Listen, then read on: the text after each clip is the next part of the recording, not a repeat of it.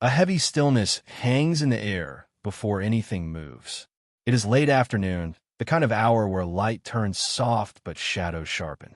The room is not large, but it feels contained, almost sealed. The floor is worn wood. The walls are bare. No mirrors, no trophies, no banners announcing greatness. Just space, just silence. A man stands at the center. Bruce Lee is not posing. He is not warming up. His arms hang loosely at his sides. His breathing is slow, almost indifferent. He looks smaller than people expect. Lighter. There is no visual threat in him. No clenched fists. No raised guard. No warning.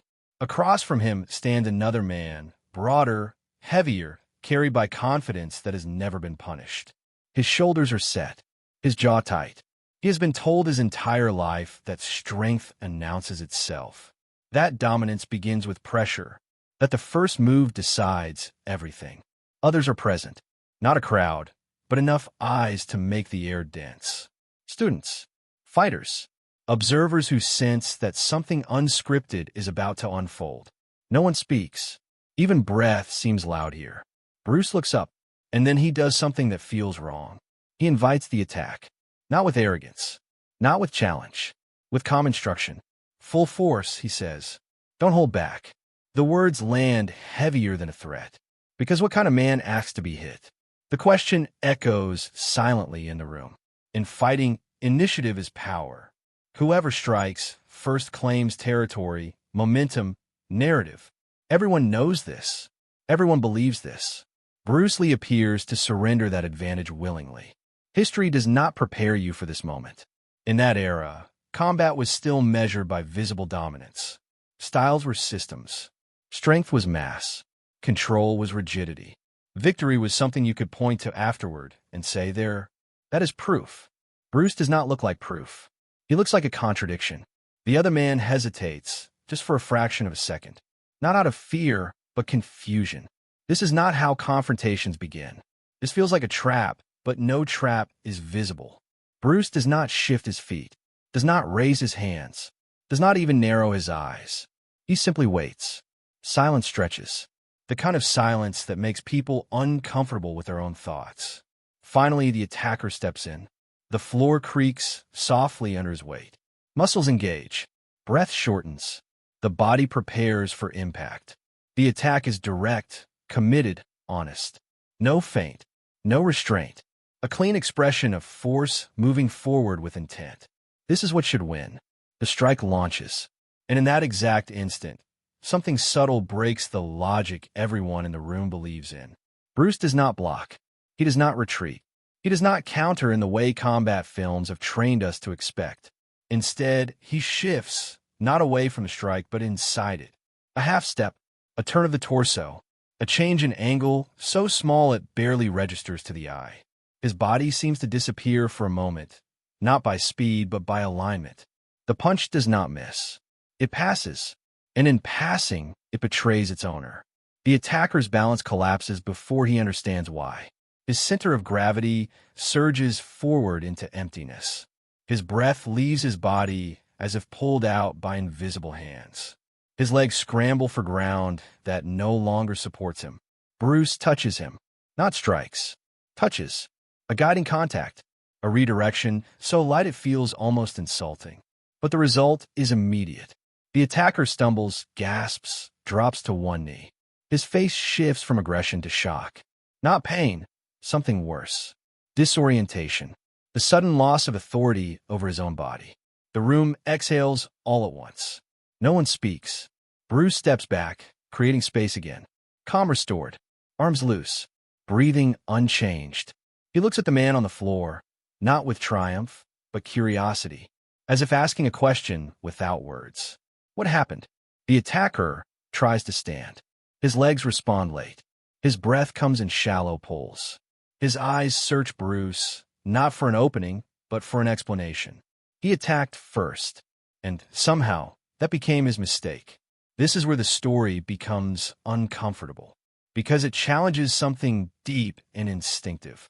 We are taught that initiative is safety, that acting first protects us, that aggression is control, that hesitation is weakness. Bruce Lee just inverted that belief without violence. And everyone watching felt it. The air changes after that moment. Confidence drains from the room, replaced by a cautious awareness. The observers shift their weight. Someone swallows audibly. No one looks bored anymore. Bruce does not capitalize. He does not press forward. He does not demonstrate dominance. He allows the moment to breathe. He explains nothing. That restraint is more unsettling than any strike. The attacker stands again, slower now. His shoulders are no longer squared with certainty. His stance widens not for power but stability. His eyes stay locked on Bruce, trying to read something that refuses to show itself. Bruce nods once. Again, he says, "Attack first." This time, hesitation lasts longer, because the mind has begun to doubt the body. The second attack is faster, more desperate, less composed. Force increases as clarity decreases. The attacker commits harder, believing intensity will compensate for confusion. It doesn't. The same thing happens again, but it feels different. Bruce adjusts even less. His movement is almost lazy now. The strike enters space that no longer exists. Momentum folds in on itself. The attacker's own power pulls him forward and down, breath breaking, balance shattered. He stumbles back this time, wide-eyed, chest heaving. He has not been defeated. He has been exposed. Bruce steps forward, closing the distance without threat. His voice is calm, almost gentle.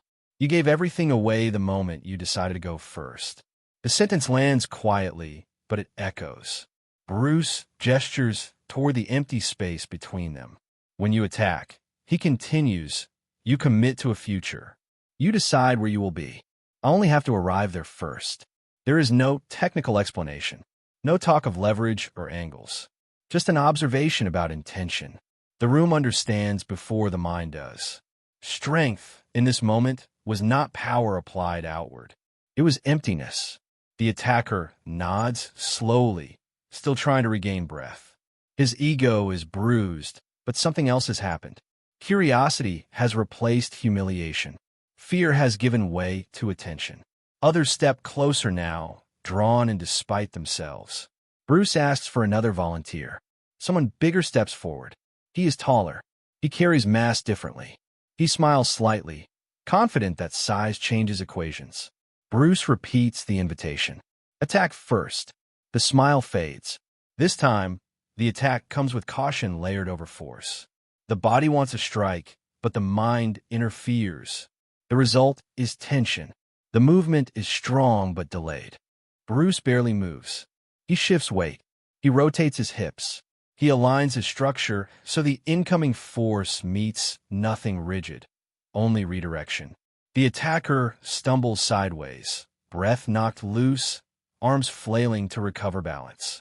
No pain, no injury, just failure.